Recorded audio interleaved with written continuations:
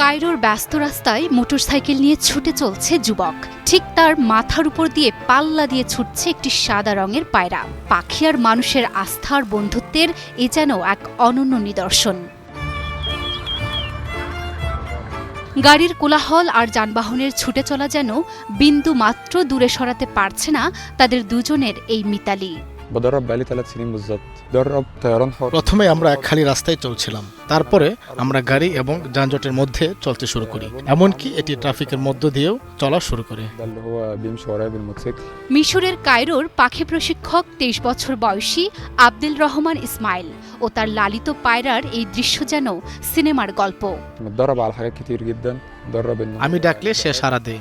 আমি যখন ডাকি তখন বন্ডক মাটি থেকে একদম 6 তলা পর্যন্ত উড়ে আসে। আব্দুল রহমান ইসমাইল কেবল একজন প্রশিক্ষক নন, তিনি একজন প্রকৃত ভালোবাসার বাহক। ট্রামলার প্রজাতির এই পায়রাটিকে ভালোবাসা দিয়ে তিনি তার বন্ধু বানিয়েছেন। যেখানেই যান পাখিটি ঠিক তার পেছন পেছন উড়ে চলে আসে। বন্ডক একটি প্রশিক্ষিত পাখি, মুক্তভাবে উড়তে আমি তাকে 3 বছর প্রশিক্ষণ দিয়েছি। এই পাখিটি একদম মুক্ত, আমি তাকে কখনোই বাঁধিনি।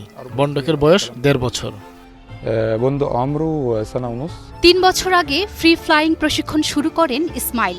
এটি এমন একটা কৌশল যেখানে পাখিদের কোনো বাধা বা দড়ি ছাড়াই প্রশিক্ষণ দেয়া হয়। তবে এই প্রশিক্ষণকালে পাখি হারিয়ে যাওয়া কিংবা ফিরে না আসার ঝুঁকিও থাকে। কিন্তু তারপরও পাখিদের না বেঁধেই তাদের সাথে বিশ্বাস এবং যোগাযোগ তৈরি করার চেষ্টা করেন 23 বছর বয়সী এই যুবক। আমি আগেও পাখি হারিয়েছি। এটা একটু ঝুঁকিপূর্ণ, কারণ পাখিটি মুক্ত এবং যে কোনো সময় উড়ে যেতে পারে।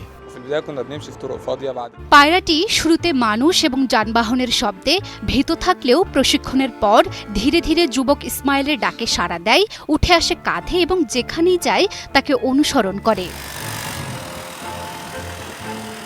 কায়রোতে এক বন্ধুর ছাদে পায়রাটির যত্ন নিতেই কাটে ইসমাইলের বেশিরভাগ সময়। তাছাড়া অন্যান্য পাখিদের মধ্যেও স্বস্তি খুঁজে পাওয়ার চেষ্টা করেন এই যুবক। সবই নির্ভর করে আপনি পাখিটিকে কতটা ভালোভাবে প্রশিক্ষণ দিয়েছেন, আপনি পাখিটিকে কতটা ভালোবাসেন এবং পাখিটি আপনাকে কতটা ভালোবাসে।